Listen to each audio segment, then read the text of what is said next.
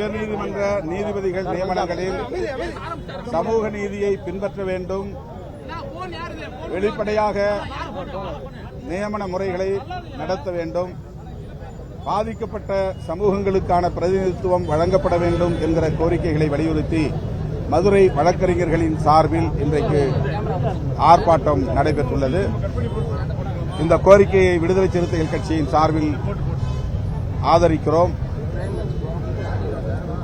உயர்நீதிமன்ற நீதிபதிகளில் தற்போது 12 பேர் நியமனம் செய்ய உள்ள சூழலில்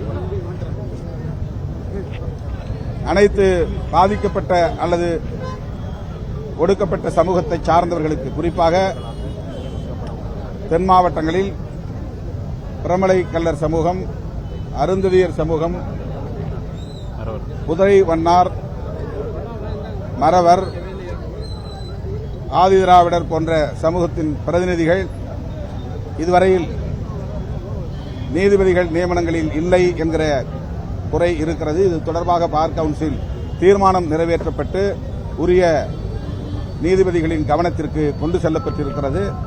இந்திய சட்டத்துறை அமைச்சர், தமிழ்நாடு சட்டத்துறை அமைச்சர் ஆகியோரை சந்தித்து வழக்கறிஞர்கள் முறையிட்டிருக்கிறார்கள். எனவே இதில் அரசும் கவனம் செலுத்த வேண்டும். சமூக நீதியை பின்பற்றுவதற்கு உரிய வழிகாட்டுதலை அரசும் சட்டத்துறையும் வழங்க வேண்டும் என்று இந்த நேரத்தில் வேண்டுகோளாக வைக்கிறோம். 9ஆம் தேதி மாநாட்டுக்கு போலீஸ் அனுமதி மறுத்திருக்கிறாங்க, அதை கொடுக்கணும். மத நல்லிணக்க பேரணி மற்றும் பொதுக்கூட்டம் நடத்துவதற்காக தென் மாவட்டங்களை சார்ந்த ஜனநாயக சக்திகள் ஒருங்கிணைந்து முன்முயற்சி எடுத்திருக்கிற சூழலில் மார்ச் 9ஆம் தேதி நடைபெறவுள்ள அந்த பேரணி மற்றும் பொதுக்கூட்டத்திற்கு மதுரை மாநகர காவல்துறை அனுமதி மறுத்திருப்பது அதிர்ச்சி அளிக்கிறது. சமூக நல்லிணக்கத்திற்கான பேரணிதான் இது மத உணர்வுகளை தூண்டுவதற்கோ சீண்டுவதற்கோ நடத்தப்படுகிற பேரணி அல்ல. எந்த மதங்களுக்கும் எதிரானதல்ல. அனைத்து மதங்களை சார்ந்தவர்களும் பங்கேற்கக்கூடிய சமூக நல்லிணக்க பேரணி பொதுக்கூட்டம். எனவே மதுரை மாநகர காவல் ஆணையர் அதற்கு அனுமதி வழங்க வேண்டும் என்று வேண்டுகோள் விடுக்கிறேன்.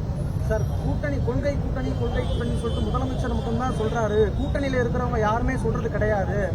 கள்ளச்சாராயம் அப்புறம் வேங்கைகள் விவகாரத்தில் திருமாவளவன் கூட்டணி இருக்கிறதுனாலே கேள்வி கேட்க முடியாத ஒரு சூழ்நிலை இருக்கு அப்படின்னு சொல்லிட்டு நேற்றைய தினம் அமைச்சர் செல்வராஜ், முதலமைச்சர் செல்வராஜ் சொல்லியிருக்காரு. சார், நீங்க எப்படி பாக்குறீங்க? திமுக கூட்டணியில் எந்த சலசலப்பும் இல்லை.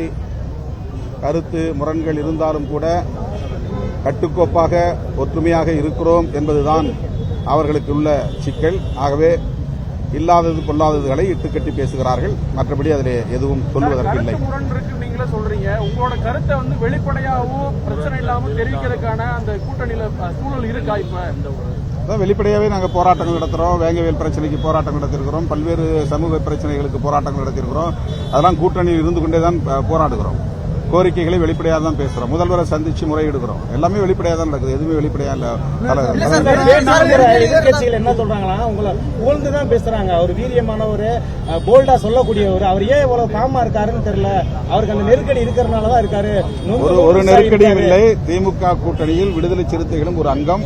அந்த கூட்டணியை உருவாக்கியதில் விடுதலை சிறுத்தைகளுக்கு ஒரு பங்கு இருக்கிறது. அந்த கூட்டணியை காப்பாற்ற வேண்டிய பொறுப்பும் விடுதலை சிறுத்தைகளுக்கு உள்ளது.